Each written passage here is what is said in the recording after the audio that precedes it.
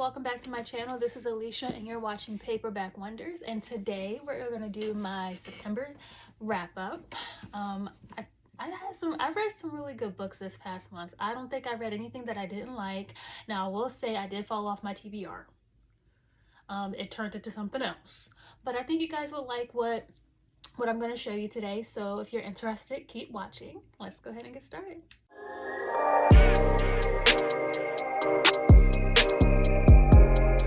Okay, so the first book that I read this month, I loved.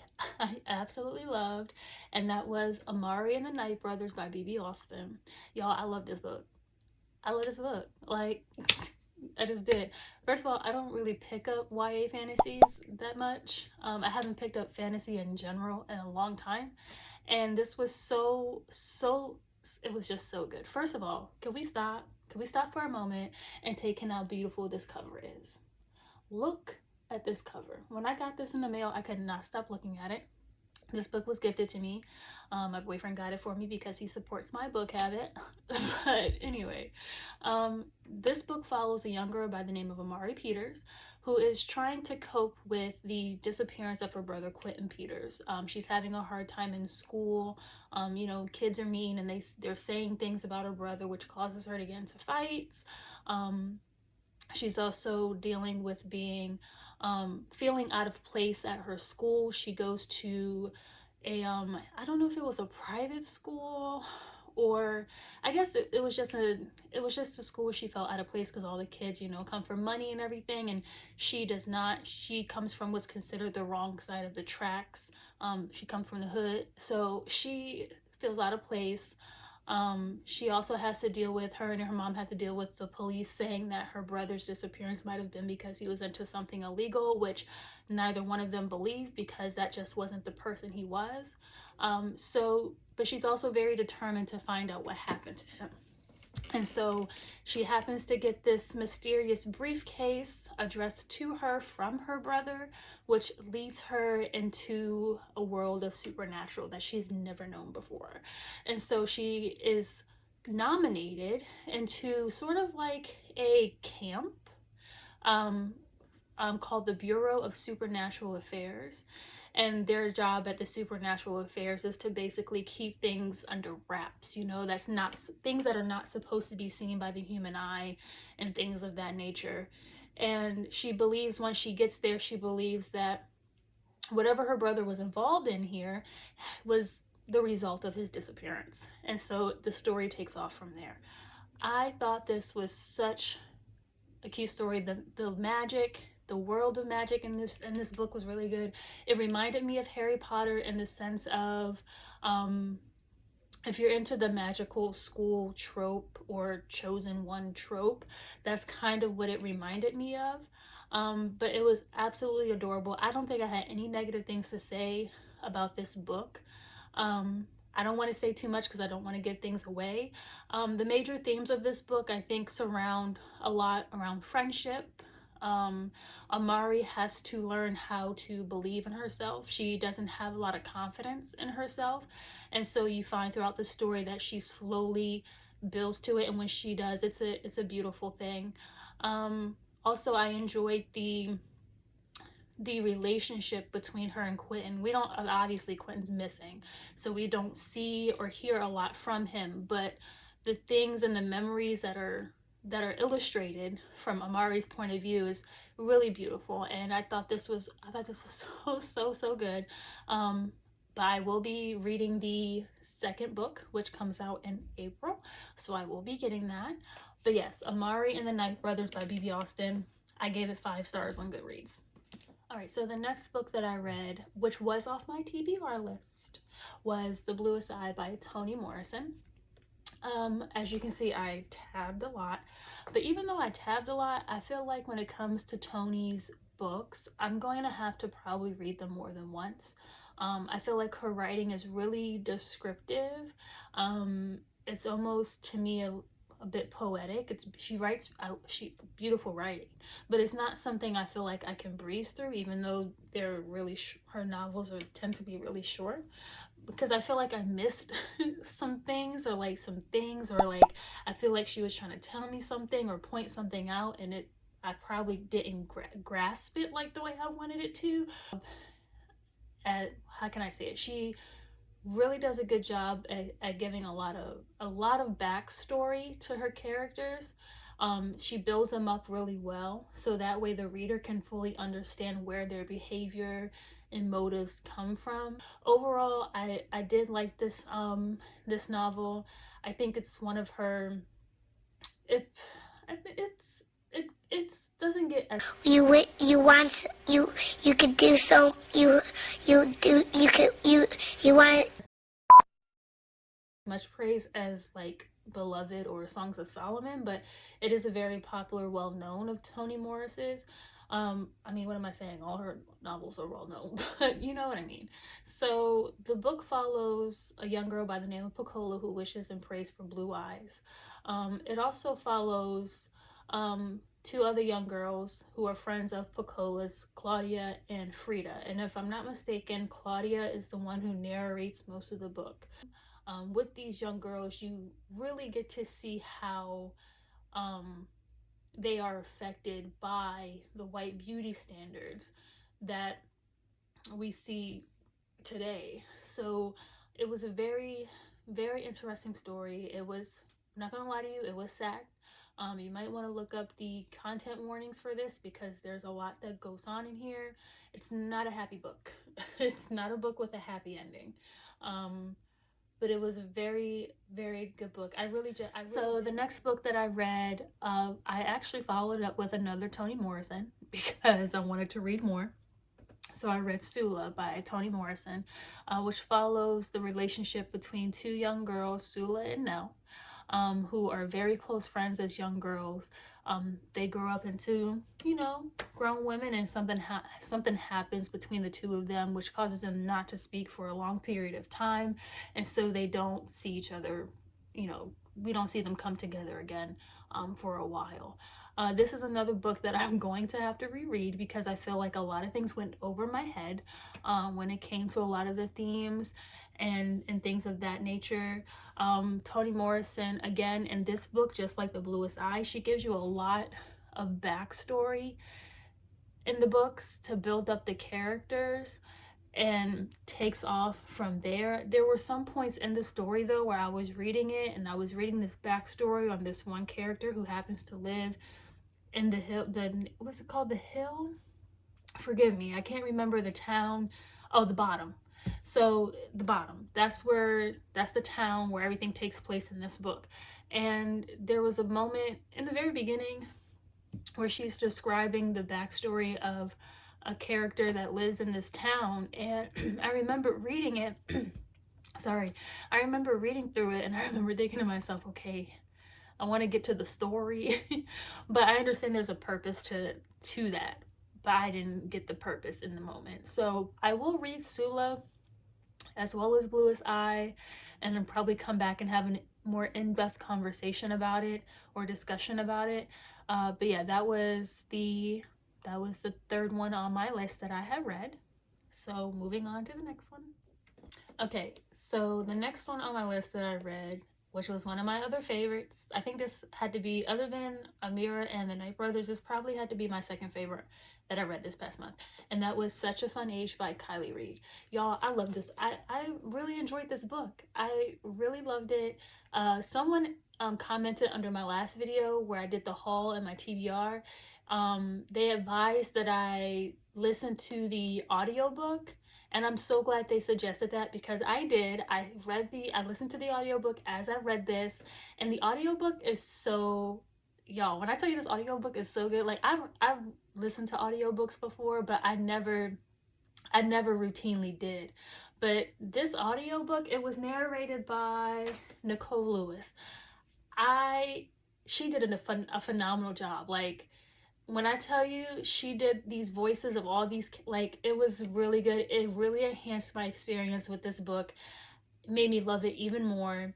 And it almost kind of got spoiled after that, listening to that audiobook, because I was just like, man, I want to listen to audiobooks now all the time, every time I read. And now, like, with all the other books that I've read, I listen to with an audiobook now. And also I realized, side note, that audiobooks to me help my reading go faster. So when I'm listening and reading at the same time, for me, I feel like I get through the book a lot faster. Anyways, this book was really, really good. So it follows a young nanny. Her name is Amira Tucker. She works for Alix Chamberlain, who has made a name for herself. She's sort of like a blogger, so she's made a name for herself by writing letters to companies and things like that, asking them for, I guess, products and things so she can talk about them on her blog. I don't understand. They never really went into detail as to what was so special about her letters, but that's kind of like what she became known for. And so Amira was hired to be a nanny for their children. I forget what the little girl's name was, but anyhow, the incident is given to you right up front. So basically, something happens at the Chamberlain household. They call Amira to come pick up their young daughter, take her out the house because something happened. Meanwhile, Amira was out partying for her friend's birthday, so she didn't look, casual. She was dressed up because she was, out. And so she ends up taking the little girl to a nearby grocery store just to kill some time. And Karen decides to approach the security guard or whomever, I guess it was security guard at the store, and accuse Amira of possibly kidnapping this young girl. And so this whole incident happens in the grocery store, and a guy's there and he records it, and it turns into a whole thing. And then it's after they figure out she's really who she says she is or whatever, only because the dad comes and de-escalates everything, and the story sort of much takes off from there. This is labeled as a satire of white privilege, and I saw the satire. I saw the satire. Alix Chamberlain is a white woman who believes she's an ally and that she's progressive in her way of thinking, but she does things where she show her privilege is demonstrated, but she's so oblivious to it. And I feel like she kind of had this white guilt thing after that incident, and so she tries really hard to become friends with Amira, and it just comes off as weird, and so it turns Amira off. Um, I don't want to say too much because I don't want to give a lot away, but I really enjoyed the writing. This book was hilarious. I felt like the writing was so funny. My favorite parts was reading, the interactions between Amira and her friends, because it reminded me of how me and my friends talk to each other, and how we are when we get together and go out. And I thought it was very entertaining, very insightful. I feel like it was, to me, I really enjoyed this book. I think I gave it 4 stars on Goodreads. I think this is Kiley Reid's first debut novel. Correct me if I'm wrong, but I think it's her first. But if she comes out with some, I would read something else that she writes. I really, really enjoyed this. All right, so we're almost there. So after reading Such a Fun Age by Kiley Reid, I wanted to read a mystery. I love mysteries. I love mysteries. I love thrillers. So I decided to pick up And Then There Were None by Agatha Christie. This was part of my haul from my last video. I think I gave it 4 stars. I think I gave it 4 stars or 3 on, I think it might have been 3 on Goodreads, and I'll explain why in a second. But I did enjoy the this trope. I guess it's isolated mystery. Everyone's in one place and people start to die. You have to figure out what it is, and you get to read each perspective from everyone that's in the house. And I just really loved the thrill and the entertainment of trying to figure out who done it. And I was proven wrong every single time. I thought the pacing was very good. Writing was pretty good as well, in my opinion. I did think at the end, though, I felt like it started to drag out a little bit. I think maybe some of that comes from the fact that I was anxious to figure out who did it, and I just felt like I was ready to get it over with at some point towards the end. Now, I think I give it 3 stars on Goodreads because reading this as a modern day reader, there are some racist undertones in this book, which I kind of expected. It was published in 1939, so even when I was listening to the audiobook, while reading this at the same time, the audiobook had used some I guess racial slurs where they were taken out of this book. So I was like, oh, okay, that's interesting. This book in its title has a very interesting history, which you can look up because I don't want to get into it. But it was disturbing, and it kind of put a bad taste in my mouth.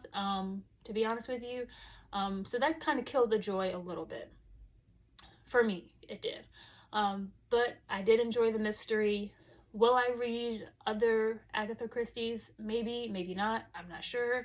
But yeah, that's pretty much how I felt about it. All right, so the final book that I read for the month of September was Monday's Not Coming by Tiffany D. Jackson. I do not have this book because that was also borrowed from the library. This was a YA mystery, which follows a girl by the name of Claudia who has to take it upon herself to search for her friend Monday, who has gone missing, and no one really seems to care to find her. After weeks turn into months and she has not come to school, Claudia kind of launches her own investigation to find out what happens. She doesn't get any help from the police, and unfortunately she doesn't get any help from Monday's family, and the story just takes off from there. I really, really love this book. I think I read it probably in a day. I could not put it down. It was so good. I really enjoyed the way Tiffany structured the book. So each chapter you get bits of the present and you get bits of the past before Monday went missing. So you get a lot of insight into Claudia and Monday's friendship, which was so pleasant to read, and it was relatable. Things, and they would make up dances or choreograph dances and stuff like that, and I remember having those experiences, as a young girl, having friends, and we used to do that exact same thing. And it was very beautiful to read. You also get to see what Monday's home life was, or you get a glimpse of what her home life was. The themes that were highlighted in this book centered a lot around young missing Black girls, Black children, and how there's not much urgency or even media coverage when it comes to missing Black children, which we have seen recently, unfortunately, sadly. And I really appreciate that highlight because it's so real. And the book, I got emotional at the end. Like, it was, I will say without spoiling that it's a sad read. Please look at the content warnings for yourself before you go reading this book. But I found myself emotional at the end because what happens could have been prevented had there been better systems. That just, it really took me somewhere. So I felt overall that the book was really good. I think I gave it maybe 4 stars on Goodreads. What else can I say about Monday's Not Coming? I really enjoyed it. I think there's a lot of character development when it comes to Claudia. Claudia and Monday, more so on Claudia's side, they have a really codependent friendship. And so throughout the book, you get to see how Claudia has to cope and evolve with becoming her own person now that Monday's is not coming. So that was very interesting reading that. I thought it was a good book. I enjoyed it. I don't think I have anything negative to say about it. But yeah, that's Monday's Not Coming, and that's actually all the books that I read in the month of September. If you read any of these books, please comment below. Tell me what you think about them. If I left something out that should be pointed out, please comment down below so we can talk about it. If you have any suggestions for me what to read next, I also appreciate that as well. But as always, thank you. Please like and subscribe the video, and thank you.